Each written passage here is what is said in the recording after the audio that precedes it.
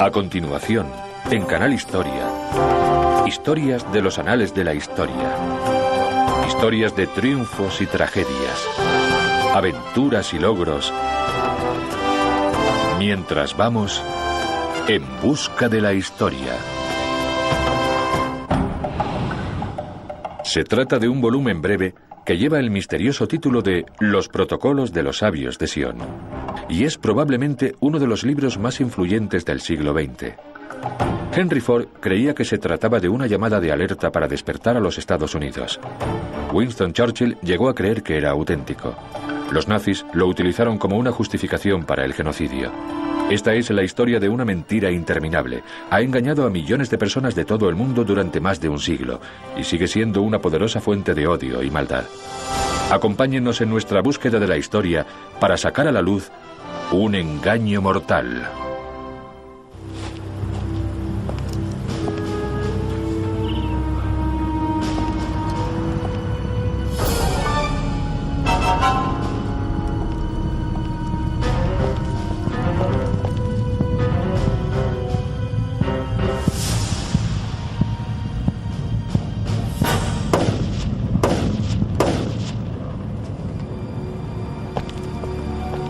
Enero de 1922. Walter Rathenau, ministro alemán de Asuntos Exteriores, judío, es asesinado en Berlín por Hermann Fischer y su cómplice. En el juicio declaran que era necesario matar a Rathenau porque era uno de los sabios de Sion. Pero, ¿quiénes son los sabios de Sion? Según este libro, los sabios de Sion son un grupo elitista de líderes judíos cuyo único propósito es apoderarse del mundo, haciéndose con el control de los corazones, mentes y riquezas de los gentiles. Y el libro pretende provenir directamente de ese grupo inventado de líderes judíos. En toda Europa y también en otros continentes debemos provocar desórdenes, discordia y hostilidad, pero debemos ser astutos para que los gentiles nos acepten como sus benefactores y como salvadores de la raza humana. Estas palabras provienen de un pequeño y misterioso libro que empezó a circular de manera clandestina en Rusia alrededor de 1897. Se titula Los Protocolos de los Sabios de Sion. Su origen y su autoría siguen siendo desconocidos. Los protocolos, que es como se llama normalmente al libro, contienen las actas de una reunión clandestina celebrada por un grupo de líderes judíos, los llamados Sabios de Sion. En estas actas se lee que el único objetivo de los sabios es infiltrarse en todos los resquicios de la sociedad con el fin último de conquistar el mundo.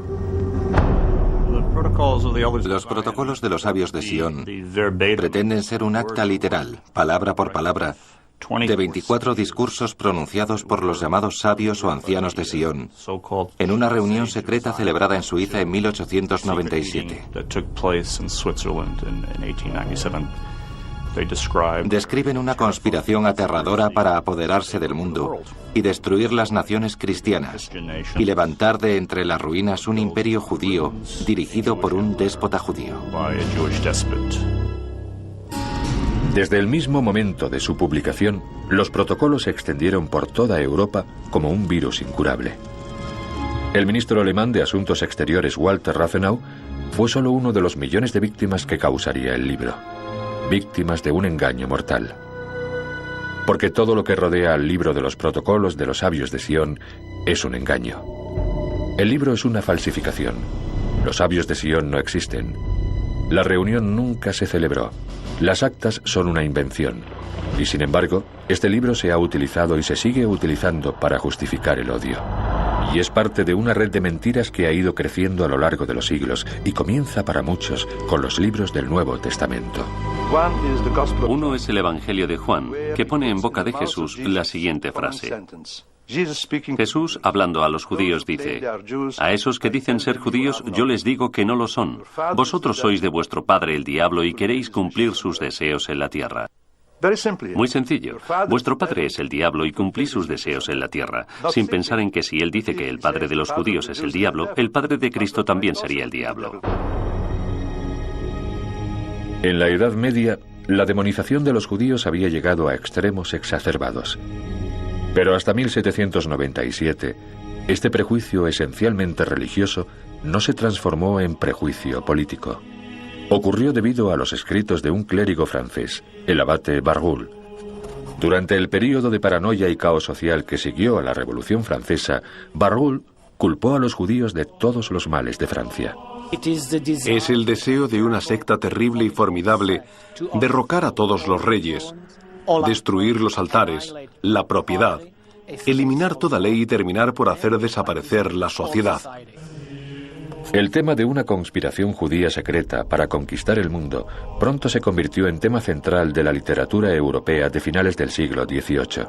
Las teorías de la conspiración eran populares y los judíos un blanco fácil. Si no hubiese existido una literatura antisemítica importante antes de los protocolos, no habrían tenido ninguna importancia. Pero la población europea había sido preparada gracias a décadas de oír hablar sobre una conspiración judía para apoderarse del mundo, y por eso los protocolos encajaban, tenían sentido y eran preocupantes. A mediados del siglo XIX, la idea de una conspiración judía internacional ya estaba arraigada. En 1868, Hermann Gottsched escribe Biarritz, una novela antisemítica con el seudónimo más respetable de Sir John Redcliffe. Biarritz es especialmente importante debido a una escena en la que líderes judíos celebran una reunión secreta en un cementerio de Praga. 30 años más tarde, ese mismo escenario aparece en un nuevo documento, los protocolos de los sabios de Sion.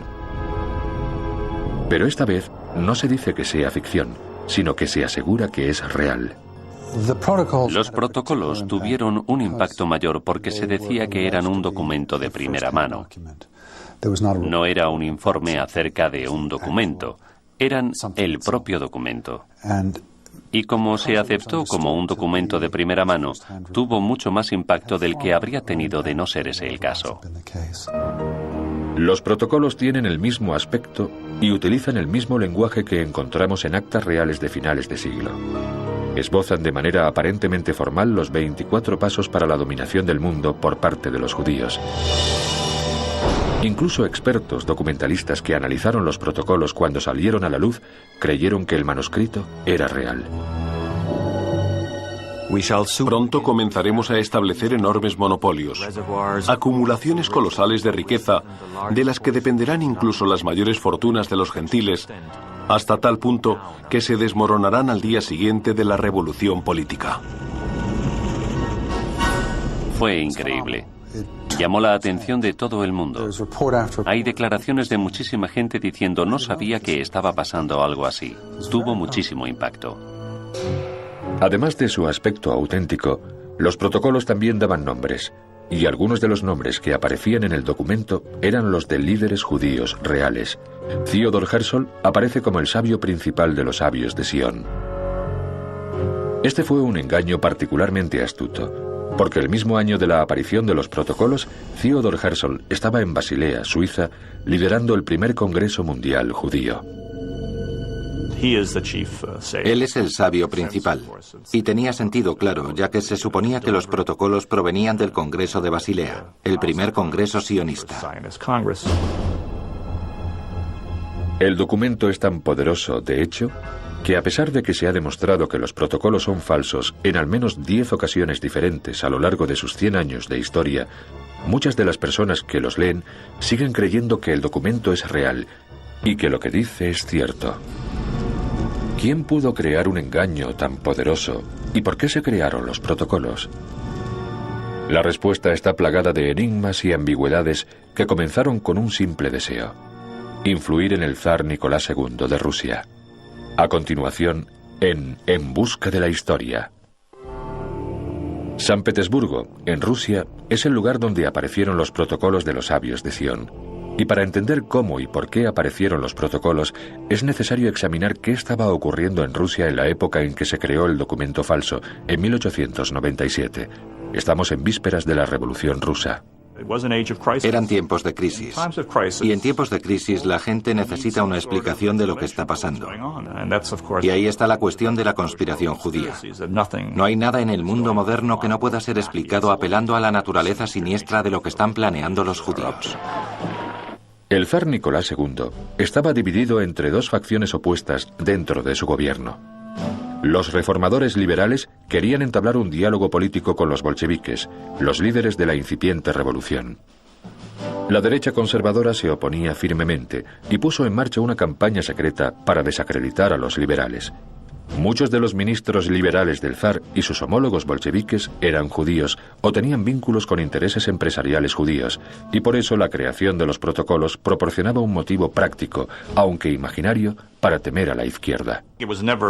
No se hizo con intereses inocentes. Siempre tuvo un objetivo político. Creo que un objetivo político destructivo en casi todos los casos. Quizá al principio, muy al principio, no fue nada más que un intento de influir en las decisiones menores del zar Nicolás II, que tenía poca fuerza de voluntad. Hay quien tiene la teoría de que se hizo para intentar asustarlo un poco y hacerle ver que debía aplastar a sus enemigos, como habrían hecho los sabios de Sion si estuvieran en su lugar.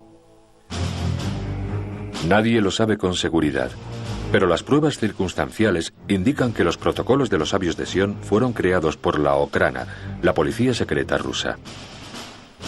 Una facción de derechas controlaba la Okhrana, un grupo que contaba con la voluntad y los medios para crear una falsificación persuasiva. La persona que supervisaba la Okhrana rusa había encargado trabajos similares para desacreditar a enemigos políticos o amenazas políticas. Esa persona es Piotr Ivanovich Rakovsky, director de Relaciones Exteriores de la Okhrana. Se trata de un maestro de la falsificación que equipa a sus agentes con documentos falsos con los que puedan infiltrarse en organizaciones subversivas y destruirlas desde dentro. Y lo más convincente es que Rakovsky ya tenía antecedentes de culpar a los judíos por todos los males. En 1892, 5 años antes de la aparición de los protocolos, Rakovsky emplea el seudónimo de Jean Préval para publicar Anarquía y Nihilismo, un breve panfleto que esbozaba las mismas ideas que aparecieron en los protocolos 5 años más tarde. En 1897, al parecer, mejoró el original eliminando el nombre del autor y haciendo que su obra pareciera un documento auténtico. Después, fue enviándolo a algunas organizaciones conservadoras clave. Un documento secreto tiene mucho atractivo. Si estás en Washington y quieres que algo se sepa, es mucho mejor filtrar un documento secreto que decir tu opinión abiertamente. Los secretos nos interesan a todos y cuando se trata de un secreto tan tremendo, un secreto acerca de unos planes para dominar el mundo, entonces es irresistible. Los protocolos se extienden lentamente, pero sin parar, entre los círculos conservadores. Entonces, en 1903, se produce una explosión. La versión de los protocolos supuestamente escrita por Rakovsky se hace pública, publicada por un periódico de San Petersburgo. El editor es Pavlache Krusevan, un antisemita y fascista convencido, cuyos editoriales acababan de provocar grandes disturbios en la ciudad rusa de Kishinev. Mueren 45 judíos y más de 1.300 hogares y tiendas de judíos son destruidos. En cuanto Krusevan recibe el fraudulento protocolo de los sabios de Sion, lo publica como si fuera real. El genio maligno ya está en la botella. Socavaremos las fuentes de producción, instilando en los trabajadores ideas de anarquía, y los incitaremos a que abusen del alcohol, y al mismo tiempo tomaremos medidas para sacar de la tierra a todas las fuerzas intelectuales de los gentiles. Eran una confesión que no tenía intención de serlo. Era algo que los judíos nunca habrían dicho en público, pero entre ellos sí podían reconocer esas cosas. Por lo tanto, tuvo un efecto persuasivo muy fuerte sobre la gente que estaba dispuesta a creer que esa falsificación rocambolesca era real. Krusevan publicó también ediciones baratas de los protocolos en forma de panfleto para su distribución masiva, y se unió a otros militantes antisemitas para formar la Unión del Pueblo Ruso, también conocida como las Centurias Negras. Empezaron a cometer actos de terrorismo y asesinato contra liberales judíos y radicales. Tomando como chivos expiatorios a los judíos, Krusevan consiguió poder y fama, y eso no pasó desapercibido a otros que buscaban lo mismo. Y uno de esos hombres contaba con el favor del zar. Sergei Nilus era un asesor en la corte de Nicolás y Alejandra. Era bien recibido en la corte porque era famoso, un místico cristiano autor de Lo grande en lo pequeño, una autobiografía de gran éxito en la que narraba su transformación de un ateo de clase media a un portavoz iluminado por Dios. Durante los primeros años del siglo XX, los místicos eran una presencia habitual en la corte de los Romanov, pero eran meras sombras comparados con la presencia dominante de Rasputín, el consejero espiritual y confidente de la zarina Alejandra. Sergei Nilus estaba desesperado por hacerse un nombre y presentó los protocolos al zar como un documento auténtico y real. Los protocolos causaron una gran impresión al zar. ¡Qué profundidad de pensamiento! ¡Qué gran previsión! Nuestro año 1905 ha discurrido como si lo dirigieran los sabios. No puede haber duda alguna de su autenticidad. En 1905, una versión de los protocolos se publica bajo el sello del Palacio Imperial. La Iglesia Ortodoxa de Moscú ordena que los protocolos sean incluidos en un sermón. El 16 de octubre de 1905, los feligreses de 368 iglesias de la ciudad de Moscú escuchan los protocolos de labios de los sacerdotes. El hecho de que los sacerdotes leyeran los protocolos en todas las iglesias ortodoxas de Rusia significa que estaban integrando los protocolos de los sabios de Sion con los textos escritos en la antigüedad, como por ejemplo el Apocalipsis. Aquí tenemos un documento que demuestra lo que llevamos diciendo cientos de años, que los judíos son gente del anticristo, el ejército del anticristo. 3 semanas después del comienzo de estos sermones, el 8 de noviembre de 1905, más de 1000 judíos son masacrados en la ciudad rusa de Odessa. Es un presagio de las atrocidades que se avecinaban. El motivo por el que hago esto es lo que he leído aquí, por lo que estáis planeando. Es decir, creo que la gente con inteligencia suficiente para leer libros e incluso para escribirlos pensó que los protocolos eran útiles, informativos y auténticos. Mientras Rusia avanzaba rápidamente hacia la revolución durante la década anterior a la Primera Guerra Mundial, la derecha política consiguió por fin su objetivo inicial. Los protocolos de los sabios de Sion habían demonizado a la izquierda. Ya era políticamente correcto odiar a los judíos y acusar a los socialistas y comunistas de ser marionetas de la conspiración judía internacional. No me sorprende que las pruebas empíricas, es decir, los nombres judíos de los líderes bolcheviques, que eran muchos, el más famoso de ellos, Trotsky, se consideraran una demostración de que se trataba de una conspiración judía. Y eso fue lo que hizo que los protocolos parecieran creíbles. Hasta el Holocausto, e incluso después del Holocausto, la asociación en la mente de la gente de los judíos con la izquierda, en particular con el comunismo. En cierta manera, para los no judíos era reconfortante ver que esa visión del mundo tan odiosa, esa ideología agresiva, peligrosa, no era cristiana. Los protocolos están tan arraigados que cuando el zar Nicolás recibe los resultados de una investigación oficial del gobierno que revela que los protocolos son falsos, a nadie parece importarle. El zar Nicolás escribe: "Olvidad los protocolos. No se puede defender una causa justa con métodos sucios". Pero el daño ya estaba hecho. Cuando el gobierno ruso es derrocado por la revolución bolchevique en 1917, la profecía inventada en los protocolos parece hacerse realidad. Entonces, el 16 de julio de 1918, el zar y toda su familia son ejecutados por revolucionarios bolcheviques. Lo que deja atrás la familia real da a los antisemitas todavía más razones para su creciente reino de terror.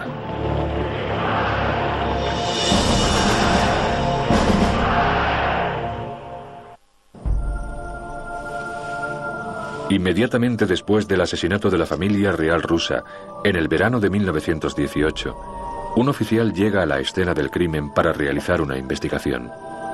Entre las posesiones de la familia, dice haber descubierto solo 3 libros: la Biblia, Guerra y Paz de León Tolstoy y Lo grande en lo pequeño de Sergei Nilus, cuyo apéndice incluye los protocolos de los sabios de Sion. Y esa conexión entre los protocolos y la ejecución de los Romanov se extiende como un incendio entre los partidarios de derechas del zar. Cuando los protocolos de los sabios de Sion aparecen en la transición de la Rusia zarista a la bolchevique, y todos los zaristas y derechistas huyen del país, ¿a dónde van? Intentan huir a Europa, Alemania, Francia, esos países. Y no sería sorprendente que en su equipaje, además de algunos recuerdos de sus hogares, llevaran una copia rusa de los protocolos de los sabios de Sion, que para ellos era como un nuevo evangelio. Entre los muchos partidarios del zar que huyen a Europa está Fyodor Bimberg. Y si los protocolos son una enfermedad, Bimberg es su transmisor. En 1920, Bimberg se asienta en Berlín y pasa los protocolos a Gottfried Surbeck, que publica las primeras ediciones en alemán de los protocolos de los sabios de Sion. Es un éxito de ventas inmediato y se reimprime 5 veces en los 2 primeros años. Era una época de crisis, el final de la Primera Guerra Mundial, un gran baño de sangre, dinastías que desaparecían, cambiaban las formas de gobierno, las fronteras, las costumbres, la moral. Todo eso molestaba a mucha gente. Después de la revolución bolchevique de 1917, los antibolcheviques tenían la tendencia a pensar que los bolcheviques eran judíos, y eso dio credibilidad a los protocolos cuando reaparecieron unos años después. Esta revolución horrible ha sido provocada por los judíos como un paso más de su plan para dominar el mundo. Y los alemanes, que todavía estaban recuperándose de los efectos de la Primera Guerra Mundial, fueron convencidos por el falaz argumento de que si los judíos pudieron conseguirlo en Rusia, también podrían hacerlo en Alemania. Los alemanes eran un objetivo particularmente fácil, porque ya tenían una larga tradición de literatura antisemita que condicionaba a los lectores para ver a los judíos como una amenaza para la civilización. Quizá el ejemplo más virulento sea la edición de 1878 de Deutsche Schriften, o Escritos Alemanes, de Paul Bottcher. Bottcher culpa a los judíos de todos los males que sufre Alemania. La única solución, sugiere reveladoramente, es la exterminación de los judíos. Y así, el virus de los protocolos de los sabios de Sion infectó fácilmente a la víctima debilitada. Una vez la enfermedad del odio a los judíos se apodera de Alemania, se fortalece y se disemina por toda Europa. El 8 de mayo de 1920, el editorial del Times de Londres publica varios pasajes de los protocolos. El editorial se pregunta de forma retórica, ¿qué son estos protocolos? ¿Son auténticos? Si lo son, ¿qué asamblea maligna pergeñó estos planes y se regodeó con su diseminación? ¿Acaso con el esfuerzo extremo de nuestra nación hemos escapado de la Pax Germánica para caer en una Pax Judaica? Ese editorial tuvo mucha importancia, legitimizó los protocolos y significaba que no eran solo delirios de algunos movimientos de protesta alemanes, sino que incluso el Augusto Times de Londres decía que había algo de verdad en todo eso. Poco después de su publicación en Londres, Winston Churchill, el joven ministro de guerra británico, declara al Illustrated Sunday Herald: Desde los días de Espartaco hasta los de Karl Marx, esta conspiración internacional para terminar con la civilización y reconstruir la sociedad no ha hecho más que crecer. Menos de una semana después de su aparición en Inglaterra, los protocolos de los sabios de Sion empiezan a llegar al público estadounidense, todo a causa del inquebrantable fervor antisemita de uno de los grandes héroes estadounidenses, Henry Ford. Entre mayo y octubre de 1920, Ford escribe un artículo semanal sobre los protocolos en su periódico, el Devon Independent. Pero no se para ahí. Henry Ford distribuye esos artículos a sus concesionarios de coches de todo el país para el disfrute de los compradores de automóviles. En noviembre de ese mismo año, Henry Ford publica los protocolos y su propia diatriba antisemita en un grupo de 4 volúmenes titulado El Judío Internacional, el principal problema del mundo. Se distribuyeron 500.000 de copias en los Estados Unidos y Ford firma la publicación de las ediciones europeas en 16 idiomas. Cuando el New York World le preguntó en 1921 por qué publicaba los protocolos, Henry Ford respondió: La declaración que puedo hacer de los protocolos es que encajan con lo que está pasando. Tienen 16 años y han encajado siempre con la situación mundial. Encontró respuesta a muchas de las preguntas que se planteaba, y con sus medios y con su prestigio, estaba en posición de avalarlo y ponerlo a disposición de personas que, de no ser por él, no lo habrían leído. Eso le dio una legitimidad en la sociedad estadounidense de los años 20. Lo relevante aquí no era lo que dijera Ford, sino quién era Ford. Se trataba de un hombre de gran éxito, muy admirado. Y no era necesario leer los protocolos de los sabios de Sion para decir, bueno, si Henry Ford lo está apoyando de esa manera y está perdiendo dinero, perdió varios millones de dólares publicando ese libro de 4 volúmenes, tiene que haber algo de verdad. La campaña de Henry Ford sobre los protocolos fracasó en los Estados Unidos. Los estadounidenses no aceptaron la teoría de que existía una conspiración judía internacional. Pero la influencia de Ford, por medio de El Judío Internacional, estaba llegando a millones de personas en toda Europa, y los políticos jóvenes en ascenso estaban empezando a responder a las mentiras incluidas en los protocolos. En particular, un joven con grandes ambiciones políticas quedó fascinado por la insistencia con que mantenía Ford que la conspiración judía era real. Su nombre era Adolf Hitler. Se dice que Hitler tenía un retrato del heroico Henry Ford en su estudio o en su cuarto. El millonario, el hombre hecho a sí mismo. En 1921, los protocolos circulaban desde hacía casi un cuarto de siglo. Lo que había empezado como un engaño perpetrado por una facción política con un propósito muy limitado, era ya aceptado como un hecho real en 2 continentes. Entra en escena Philip Graves, un joven y emprendedor reportero del Times de Londres. Graves no fue el primero en poner en duda la autenticidad de los protocolos de los sabios de Sion, pero sí fue el primero en demostrar que se trataba de una falsificación al encontrar la fuente original de la que se plagiaron. Graves encuentra una obra satírica francesa que contiene exactamente el mismo texto, palabra por palabra, de los protocolos. Pero la obra fue escrita 3 décadas antes de los protocolos y no tiene nada que ver con los judíos. La salida a la luz de la falsificación de los protocolos tuvo mucha importancia. No eliminó los protocolos como factor, pero los sacó del espectro político respetable. Si creías en los protocolos, quería decir que estabas en los extremos del espectro político, que eras parte de un movimiento de protesta que no aceptaba las normas de la política civilizada. En Inglaterra, Churchill se retracta inmediatamente. En Estados Unidos, Ford no lo hace. El Comité Judío Estadounidense tarda 6 años en recibir una disculpa por escrito de Henry Ford por sus artículos, pero hasta el día de su muerte siguió manteniendo que, aunque los protocolos eran falsos, lo que decían era real. En Alemania, esa idea ya estaba haciendo historia. Cuando los alemanes intentaron entender por qué habían perdido tanto en la Primera Guerra Mundial, buscaron una explicación en los protocolos. Y durante los años 20, la tendencia a culpar a los judíos de todos los problemas no hizo más que crecer y crecer. Y los convencidos empiezan a pasar de las palabras a los hechos, y de los hechos al derramamiento de sangre. Las semillas del genocidio empiezan a echar raíces.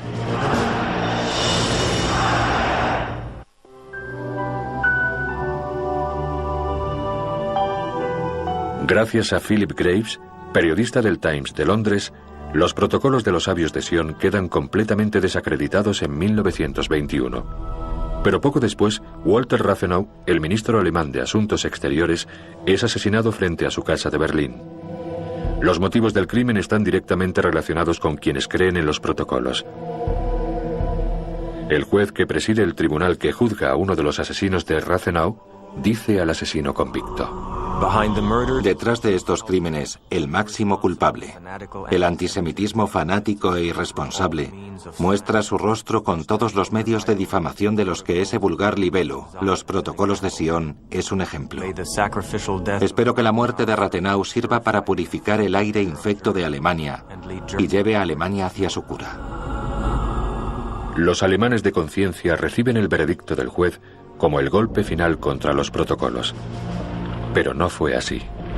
La infección era imparable y poco más de 10 años después, Adolf Hitler, el hombre que admiraba a Henry Ford, es nombrado canciller de Alemania, el 30 de enero de 1933. Su partido nazi pasa de formar parte de los flecos de la política alemana a ocupar el centro del poder.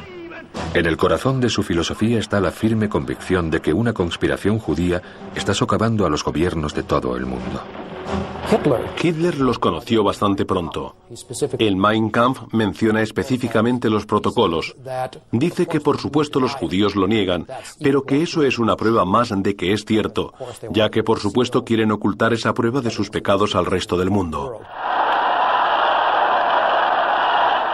En Mein Kampf, Hitler declara: si el judío, con ayuda de su catecismo marxista, triunfa sobre las gentes de este mundo, su corona será la danza de la muerte para la humanidad. El partido nazi adopta los protocolos como si fueran sagrados. Si Roosevelt prometió un pollo en cada olla, Hitler puso una copia de los protocolos en todas las casas de Alemania. Solo la Biblia rivalizaba con ellos en popularidad.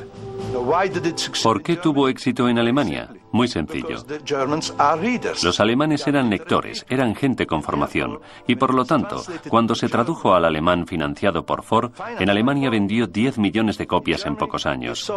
En las juventudes hitlerianas se convirtió en lectura obligatoria. Los educaban con él.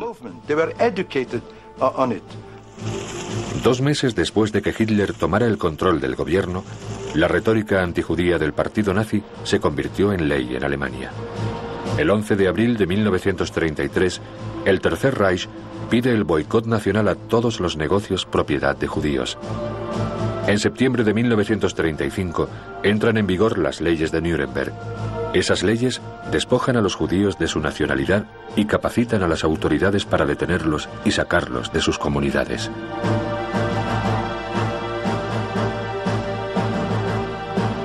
Y los protocolos son utilizados una y otra vez como justificación para semejante desprecio de los derechos humanos. Entre los principales responsables de mantener vigentes los protocolos está Julius Streicher, un importante antisemita y editor de un periódico. Julius Streicher era uno de los nazis más desagradables. Sus propios hermanos nazis no le tenían demasiada simpatía. Pero Streicher tenía un punto muy fuerte a su favor. Era uno de los pocos amigos íntimos de Hitler, por así decir. Se había ganado su amistad al fusionar su propio partido con el de Hitler en 1922, que en aquel momento casi doblaba en tamaño al movimiento nazi, y eso le ganó la gratitud de por vida de Hitler. Streicher publica Der Stürmer, un periódico político de derechas muy popular. Una semana tras otra, el 500.000 de lectores de Der Stürmer leen hiperbólicos artículos acerca de la conspiración internacional judía. En octubre de 1938, el 5º año del plan maestro de los nazis, la retórica de Der Stürmer se convierte en una llamada a la acción. Los judíos, escribe Streicher, son bacterias, gusanos, y las plagas no se pueden tolerar. Por razones de limpieza e higiene debemos hacerlos inofensivos, acabando con ellos. Yo diría que los protocolos tuvieron mucha influencia en el cambio del antisemitismo, que pasó de ser un movimiento de protesta a un movimiento de poder. No creo que fuera el único factor o que no hubiera pasado de todas formas, pero sin duda fue un elemento significativo. La maquinaria de propaganda nazi dirigida por Joseph Goebbels mantiene vivo el clamor del odio antijudío. Quizá el ejemplo más notorio de propaganda antisemita sea una película de 1944 titulada El judío eterno. Esta película narra la historia que aparece en los protocolos de los sabios de Sion.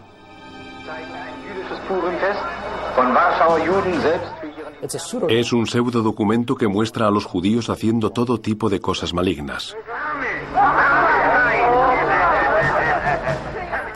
No menciona directamente los protocolos, pero la línea que sigue Hitler en esa película está muy influenciada por los protocolos.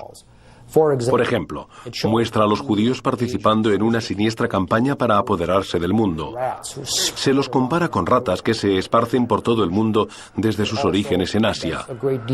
También trata el tema de los judíos y su poder financiero. Los protocolos sugieren que los judíos van a controlar el mundo económicamente. En la película El judío eterno pasa exactamente eso. Mientras la guerra relámpago de Hitler avanza por toda Europa, un país tras otro va quedando en manos del Tercer Reich.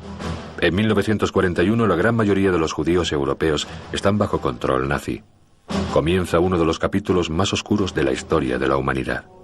Un historiador dijo que los alemanes sabían lo suficiente para saber que no querían saber más.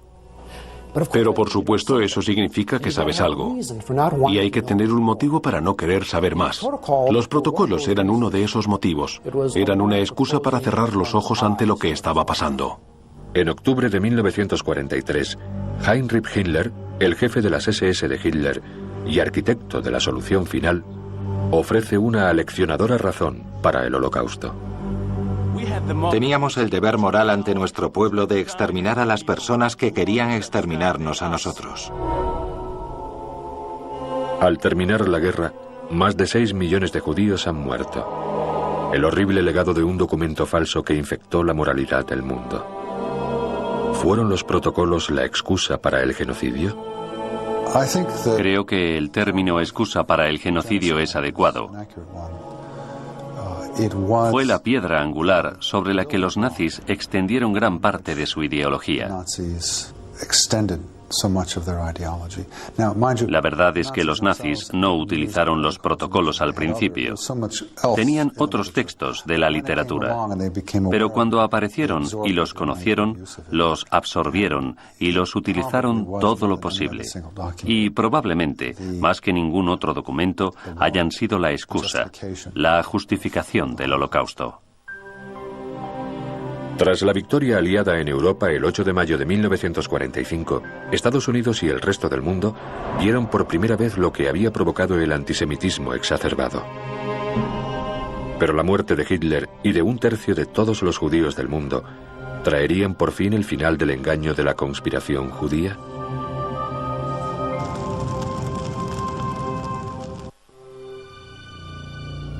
La teoría de una conspiración judía para hacerse con el control del mundo circulaba desde antes del nacimiento de Cristo.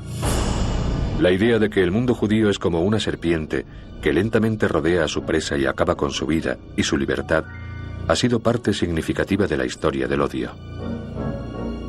Y aunque se podría pensar que el Holocausto sirvió para aumentar la sensibilidad del mundo ante los peligros del odio, la verdad es que no es exactamente así.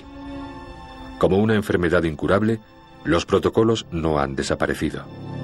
Desde el final de la Segunda Guerra Mundial, los protocolos de los sabios de Sion han reaparecido en los Estados Unidos y en otros países de todo el mundo. Probablemente las dos zonas del mundo más destacadas, aparte de Europa y los Estados Unidos, son Japón y Oriente Próximo. En Oriente Próximo, por supuesto, hay contacto con los judíos, en concreto por el Estado de Israel, y los protocolos se ven como una forma de entender Israel. El hermano de Gamal, Abdul Nasser, una de las figuras más importantes del mundo árabe, escribió la introducción y publicó una de las ediciones de los protocolos, así que es algo muy prominente y está disponible de forma gratuita. Yo mismo recogí un ejemplar en francés en la Embajada de Arabia Saudí. Los repartían. Se publican nuevas ediciones en portugués, árabe y sueco. Aparecen en muchas páginas web. Y con la llegada de Internet, los protocolos de los sabios de Sion son más accesibles que nunca. Y a pesar del hecho de que los protocolos son falsos, muy pocas de las fuentes actuales lo mencionan. La perpetuación del mito de la conspiración judía continúa. Y los protocolos siguen siendo considerados un documento auténtico, casi siempre para apoyar planes antisemitas. En 1990 se produjo una gran controversia en Los Ángeles acerca de los motivos para la venta de los protocolos y otras obras antijudías en una feria del libro patrocinada por el ayuntamiento. El concejal de la ciudad, Seb Jaroslavsky, protestó por la presencia de esos libros en la feria. Tenemos ahí a los fabricantes de odio que los utilizarán como un vehículo para perpetrar sus filosofías del odio. Por eso, mientras sigan ahí, tenemos que enfrentarnos a ellos por medio de la educación, enseñando a nuestros hijos y haciendo que todo el mundo sepa que son falsos, al igual que ellos intentan hacer que todo el mundo piense que los judíos forman una conspiración internacional que intenta acabar con todo el mundo. En un artículo sobre la controversia escrito en 1990, Nomo, el periódico estudiantil negro publicado en el campus de UCLA, defiende la venta de los protocolos invocando la primera enmienda. Pero en ningún momento dice que los protocolos son una falsificación. El artículo dice: muchos han intentado condenar el libro y prohibirlo acusándolo de antisemitismo, pero sin ningún fundamento. La realidad es que los protocolos nunca han sido rebatidos. Pero los protocolos sí han sido rebatidos una y otra vez, y la reportera de UCLA no tiene que ir más allá de su propia biblioteca para encontrar pruebas. Este es un informe del Congreso de 1964 que condena los protocolos como documento histórico e inventado. Se pueden perpetrar toda clase de engaños y mentiras sobre personas a las que no se conoce.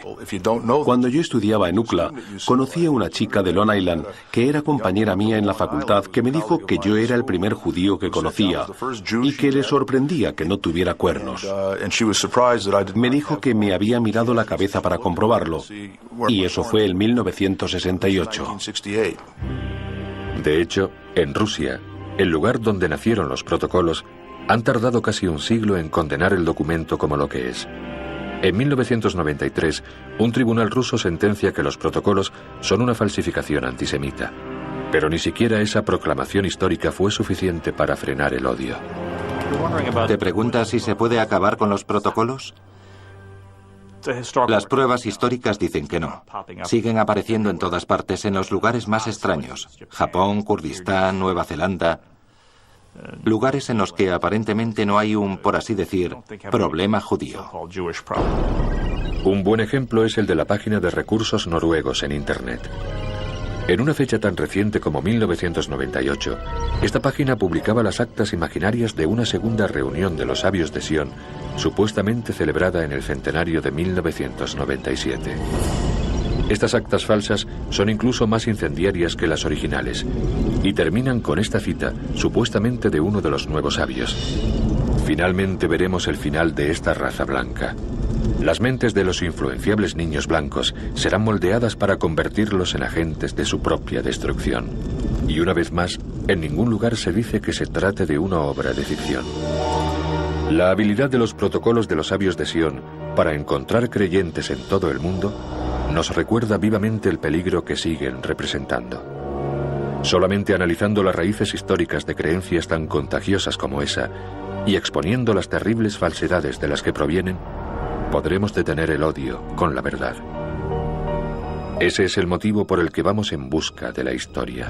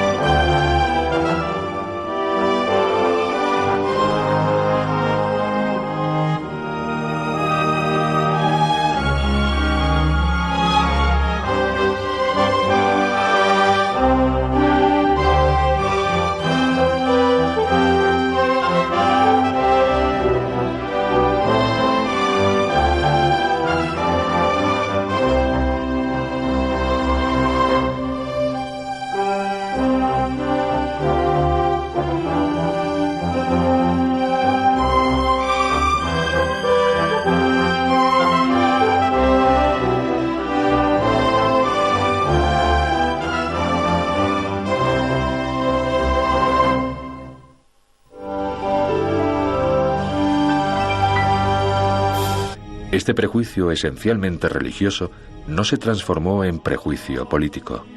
Ocurrió debido a los escritos de un clérigo francés, el abate Barruel. Durante el período de paranoia y caos social que siguió a la Revolución Francesa, Barruel culpó a los judíos de todos los males de Francia.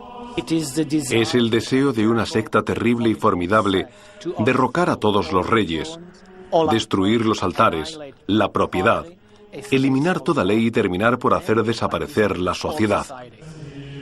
El tema de una conspiración judía secreta para conquistar el mundo pronto se convirtió en tema central de la literatura europea de finales del siglo XVIII. Las teorías de la conspiración eran populares y los judíos un blanco fácil. Si no hubiese existido una literatura antisemítica importante antes de los protocolos, no habrían tenido ninguna importancia. Pero la población europea había sido preparada gracias a décadas de oír hablar sobre una conspiración judía para apoderarse del mundo, y por eso los protocolos encajaban, tenían sentido y eran preocupantes. A mediados del siglo XIX, la idea de una conspiración judía internacional ya estaba arraigada. En 1868, Hermann Gottsched escribe Biarritz, una novela antisemítica con el seudónimo más respetable de Sir John Redcliffe. Biarritz es especialmente importante debido a una escena en la que líderes judíos celebran una reunión secreta en un cementerio de Praga. A continuación, en Canal Historia, historias de los anales de la historia. Historias de triunfos y tragedias, aventuras y logros, mientras vamos en busca de la historia. Se trata de un volumen breve que lleva el misterioso título de Los protocolos de los sabios de Sion, y es probablemente uno de los libros más influyentes del siglo XX. Henry Ford creía que se trataba de una llamada de alerta para despertar a los Estados Unidos. Winston Churchill llegó a creer que era auténtico. Los nazis lo utilizaron como una justificación para el genocidio. Esta es la historia de una mentira interminable. Ha engañado a millones de personas de todo el mundo durante más de un siglo y sigue siendo una poderosa fuente de odio y maldad. Acompáñennos en nuestra búsqueda de la historia para sacar a la luz un engaño mortal.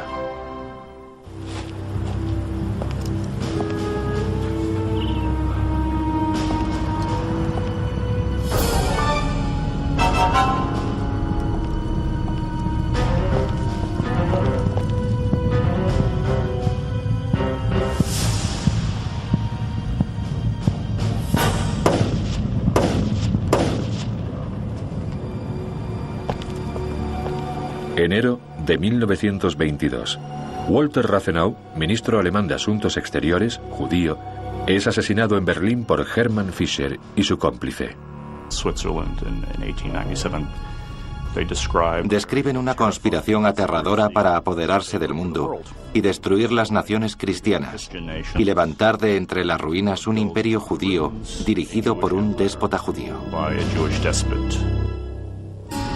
Desde el mismo momento de su publicación, los protocolos se extendieron por toda Europa como un virus incurable. El ministro alemán de Asuntos Exteriores Walter Rathenau fue solo uno de los millones de víctimas que causaría el libro. Víctimas de un engaño mortal. Porque todo lo que rodea al libro de los protocolos de los sabios de Sion es un engaño. El libro es una falsificación. Los sabios de Sion no existen. La reunión nunca se celebró. Las actas son una invención. Y sin embargo, este libro se ha utilizado y se sigue utilizando para justificar el odio. Y es parte de una red de mentiras que ha ido creciendo a lo largo de los siglos y comienza para muchos con los libros del Nuevo Testamento. Uno es el Evangelio de Juan, que pone en boca de Jesús la siguiente frase. Jesús, hablando a los judíos, dice: a esos que dicen ser judíos, yo les digo que no lo son. Vosotros sois de vuestro padre el diablo y queréis cumplir sus deseos en la tierra. Muy sencillo. Vuestro padre es el diablo y cumplís sus deseos en la tierra, sin pensar en que si él dice que el padre de los judíos es el diablo, el padre de Cristo también sería el diablo. En la Edad Media, la demonización de los judíos había llegado a extremos exacerbados. Pero hasta 1797, en el juicio declaran que era necesario matar a Rathenau porque era uno de los sabios de Sion. Pero, ¿quiénes son los sabios de Sion? Según este libro, los sabios de Sion son un grupo elitista de líderes judíos cuyo único propósito es apoderarse del mundo, haciéndose con el control de los corazones, mentes y riquezas de los gentiles. Y el libro pretende provenir directamente de ese grupo inventado de líderes judíos. En toda Europa y también en otros continentes debemos provocar desórdenes, discordia y hostilidad, pero debemos ser astutos para que los gentiles nos acepten como sus benefactores y como salvadores de la raza humana. Estas palabras provienen de un pequeño y misterioso libro que empezó a circular de manera clandestina en Rusia alrededor de 1897. Se titula Los protocolos de los sabios de Sion. Su origen y su autoría siguen siendo desconocidos. Los protocolos, que es como se llama normalmente al libro, contienen las actas de una reunión clandestina celebrada por un grupo de líderes judíos, los llamados sabios de Sion. En estas actas se lee que el único objetivo de los sabios es infiltrarse en todos los resquicios de la sociedad con el fin último de conquistar el mundo. Los protocolos de los sabios de Sion pretenden ser un acta literal, palabra por palabra, de 24 discursos pronunciados por los llamados sabios o ancianos de Sion, en una reunión secreta celebrada en Suiza en 1897. 30 años más tarde, ese mismo escenario aparece en un nuevo documento, los protocolos de los sabios de Sion. Pero esta vez no se dice que sea ficción, sino que se asegura que es real. Los protocolos tuvieron un impacto mayor porque se decía que eran un documento de primera mano. No era un informe acerca de un documento, eran el propio documento. Y como se aceptó como un documento de primera mano, tuvo mucho más impacto del que habría tenido de no ser ese el caso. Los protocolos tienen el mismo aspecto y utilizan el mismo lenguaje que encontramos en actas reales de finales de siglo. Esbozan de manera aparentemente formal los 24 pasos para la dominación del mundo por parte de los judíos. Incluso expertos documentalistas que analizaron los protocolos cuando salieron a la luz creyeron que el manuscrito era real. Pronto comenzaremos a establecer enormes monopolios, acumulaciones colosales de riqueza, de las que dependerán incluso las mayores fortunas de los gentiles, hasta tal punto que se desmoronarán al día siguiente de la revolución política. Fue increíble. Llamó la atención de todo el mundo. Hay declaraciones de muchísima gente diciendo no sabía que estaba pasando algo así. Tuvo muchísimo impacto. Además de su aspecto auténtico, los protocolos también daban nombres, y algunos de los nombres que aparecían en el documento eran los de líderes judíos reales. Theodor Herzl